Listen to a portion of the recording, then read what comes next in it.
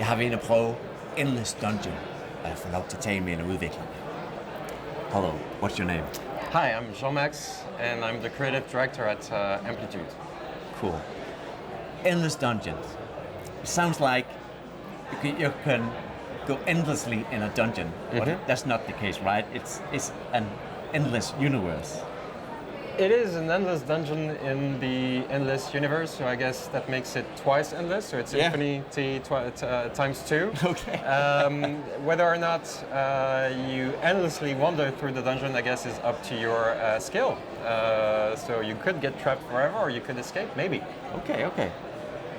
But is it in the endless universe, right? It is in the endless universe. Yeah. So basically, Endless Dungeon is the crazy child of the endless universe. It's got a very different tone, compared to our 4Xs, like Endless Space or Endless Legends.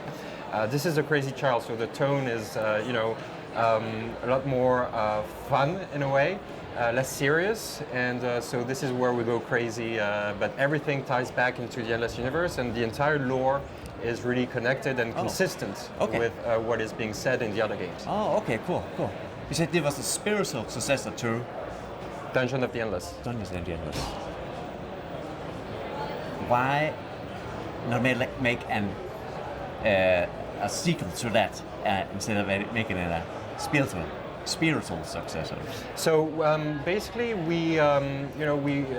Endless Dungeon of the Endless came out in 2014, and it was a crazy side project that was born actually during a night of drinking at a show. I wasn't there, but I heard all the stories. Yeah.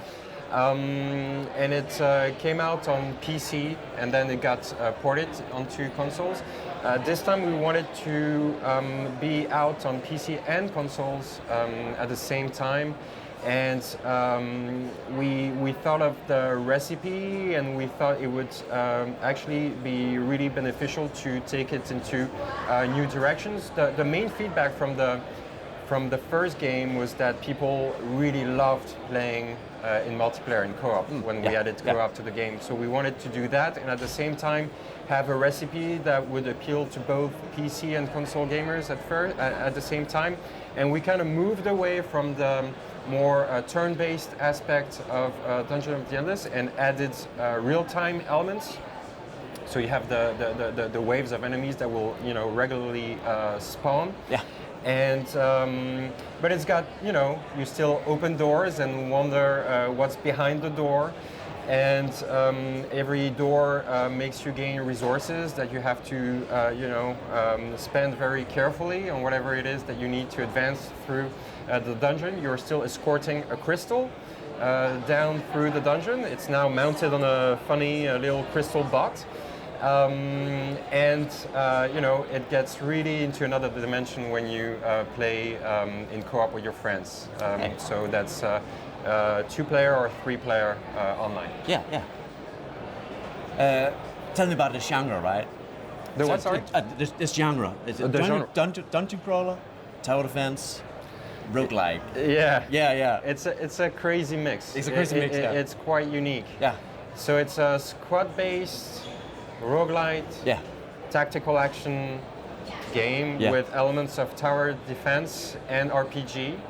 So it sounds like it's in many places, but what happens when you get into it and it clicks is that you get this really unique blend of genres that was already there in the first one, but that we are hopefully taking to the next level with this one, and it's like nothing else, basically. Were you afraid of you could turn off people with all those different genres, a wide aspect of gameplay? I think, at its core, it's really easy to pick up, and it's got controller controls. That's a twin stick and easy tower defense mechanics. I think it's when you want to really up your skills that you need to really get a sense of how everything clicks together. But we're doing our utmost in terms of accessibility and the tutorials and the way mechanics unfold, so that it's easy to sit down and play it, and then we have you progress every run you learn something more, and that's how you really become good at it. But I think it's a very progressive experience, so hopefully it won't turn anyone off. Okay. Definitely, when I tried it, I talked to you about it. You definitely need that click. You need that moment, right? And you need to play it. Yes. You need to play it. Yes. Yeah. Every door that you open is a decision. When you're in co-op and the resources are shared, okay, so you use food for upgrades and healing, you use industry for building, and you use science to research new turrets. So every time you open a door, you get more resources. So you need to coordinate with the people that you're playing with as to which door you want to open next. Also bearing in mind that there's a chance that will make new monsters spawn. And then there's other layers of strategy that unfold with the generators, actually which research you want to do, which district you want to go in next. So that's really cool. Okay, cool.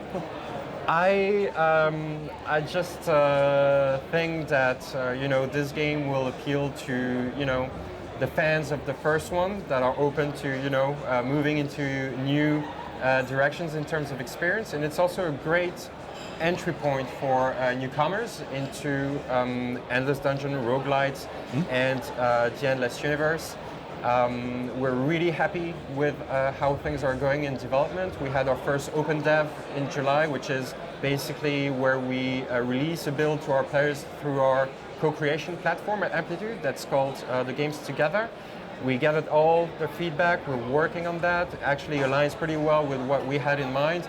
So it's looking good, and I hope people get as excited as I am for the game. Yeah, definitely, yeah. It's coming out PC and consoles. Consoles. Yeah. Cool. Thank you so much.